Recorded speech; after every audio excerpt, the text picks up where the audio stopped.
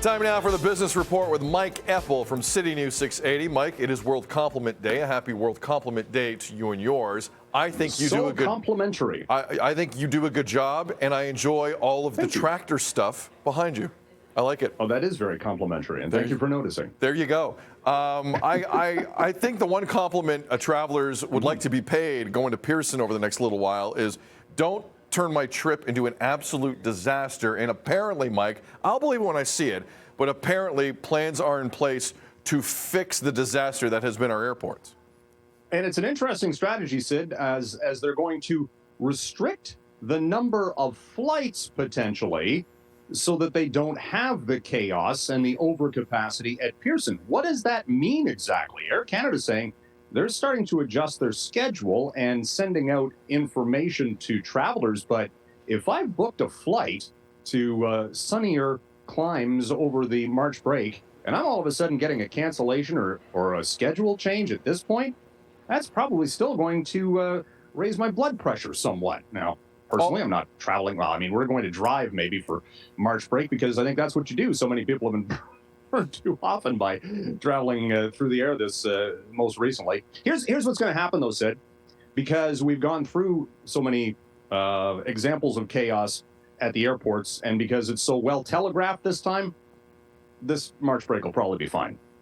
Yeah, for sure. But with that said, though, I'd rather get a notification now that my flight was canceled. That's true. Than standing in line and having someone tell me, "Yeah, check your email, figure it out." They are being preemptive, and I guess maybe that's the best strategy because again, you want to at least make the appearance that you're trying to avoid what we saw at Christmas. And again, if there's weather. That's different story. I'm with you. That's a different story. Yeah. But if it's the system itself that is collapsing under the weight of all the passengers, that is a more systemic problem. Like if WestJet and Air Canada, which has been happening a lot, are just overbooking to make up for lost revenue, knowing full well they can't staff anything. That's a different conversation to me, and that's also at play here a little bit. But it is a layered discussion, but an interesting one nonetheless. All right, Mike. 10 days away from Getaway Day. Yeah, that's true. Valid point. March 10th. All right, vaccines, specifically COVID vaccines. And the vaccine business, for obvious reasons over the last couple of years, some companies have had it really, really good. But, Mike, others didn't make out as well, right? And you know what? The companies that, the Pfizers and the Modernas and such, yes, they made money, but the development costs for the COVID vaccine itself, I mean, so much of it was government input and the race to get a vaccine. It wasn't a huge moneymaker. And longer term, these companies are already saying, it's COVID vaccines are going to turn into like the flu shot kind of thing. They're not going to be a big moneymaker.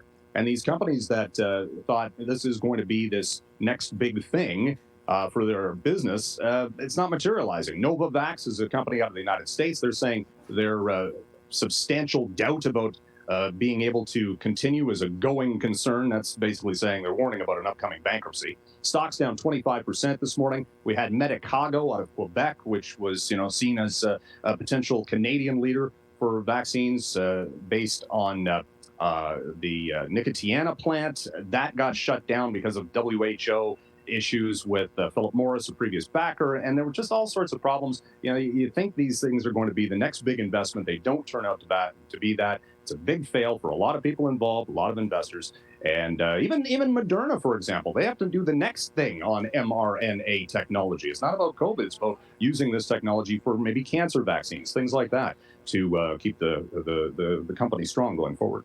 Michael, finally, quickly, we have 30 seconds. Federal government is wiping out TikTok from government phones. Elected officials, they can make a choice. Jagmeet Singh has made his choice.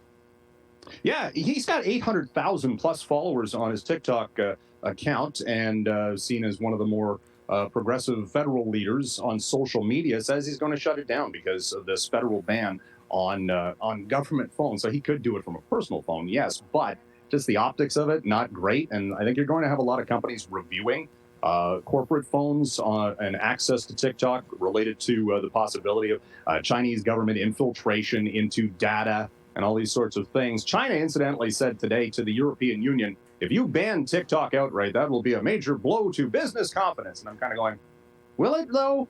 Really? Other than for people who watch and influencers, maybe they're business will be wrecked by this. But from a business confidence standpoint, not so much. But then again, I'm a almost 55-year-old old man, so who knows? Well, with that said, Jugmeat Singh and Mike Epple are my two favorite TikTok accounts. So I'm halfway devastated today based on what I heard. That mystery Apple TikTok account that may or may not exist. The burner, yes. Have a good day, Mike. Appreciate you. Thank you. Mike Epple.